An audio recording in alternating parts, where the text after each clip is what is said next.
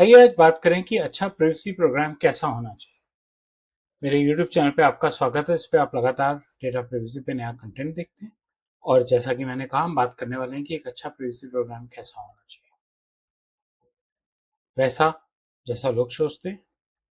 नहीं, क्योंकि लोग अभी भी ये सोच रहे हैं कि प्राइवेसी एक कॉम्प्लेक्स चीज है, लेकिन डॉक्यूमेंटेशन से सब कुछ सॉल्व हो जाएगा।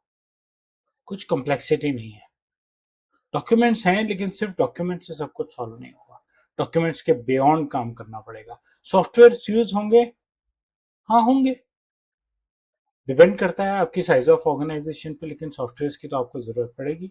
प्रोसेसेस तो आप अभी भी यूज कर रहे हैं, सिर्फ उनको ट्विक करना है और उनकी असेसमेंट करनी है कि वो प्रोसेसेस प्राइवेसी से रिलेटेड हैं या नहीं है। क्या चलेगा, काम कैसे होगा। सबसे पहले आपको क्लैरिटी चाहिए, कम्प्लेक्सिटी नहीं चाहिए। लॉ बनने का मतलब ये नहीं है कि सरकार आप पे कुछ दबाव डालना चाहती है। और प्राइवेसी के लॉ में ना तो टैक्स जमा कराना है, ना रिटर्न करनी है। सीधा सा सिंपल सा स्ट्रक्चर है। बस जो भी डिसीजन आपको लेना है उसको ये सोच के लेना है कि इससे किसी की पर्सनल इंफॉर्मेशन पे कोई इम्पैक्ट ना आए, बस।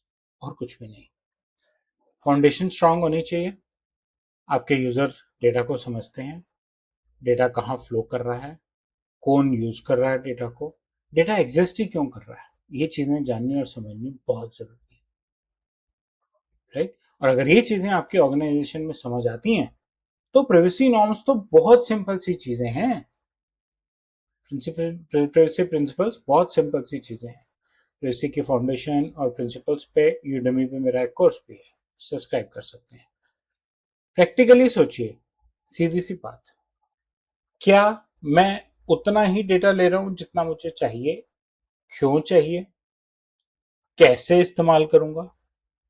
कहाँ स्टोर करूंगा? और इन सब प्रोसेसेस में कोई थर्ड पार्टी तो इन्वॉल्व नहीं है। क्या आउटकम आएगा?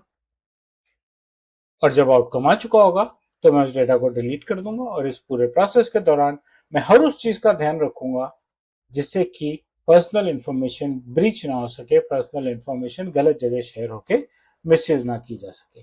मैं एक्सेस उसी को दूंगा जो उस प्रोजेक्ट पे काम कर रहा है। उसके साथ मेरा स्ट्रिक्ट कॉन्ट्रैक्ट होगा। थर्ड पार्टी है तो थर्ड पार्टी कॉन्ट्रैक्ट स्ट्रिक्ट होगा। सिंपल, कुछ कॉम्प्लेक्सिटी है ही नहीं। वो सब समझने के बाद आपको देखना है कि जो मैं जिस तरीके से एक्चुअली काम कर रहा हूँ, क्या उस तरीके से काम करने में कोई रिस्क है? थियोरेटिकली नहीं, प्रैक्टिकली।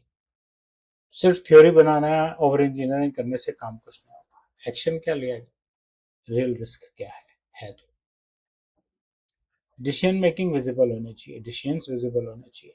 रिस्क एक्नॉलेज की जानी चाहिए कि हाँ ये रिस्क है, इसको ऐसे मिटिगेट किया जाएगा। ओनरशिप बिल्कुल क्लियर है और रिस्पॉन्सिबिलिटी बिल्कुल पूरी तरह से वेल डिफाइंड है। एडेप्टेशन रेगुलर है, इवॉल्व होगी, रिव्यूज रेगुलर होंगे, controls time to time update होंगे। क्यों होंगे? क्योंकि हमारा काम करने का सिस्टम बदलता है।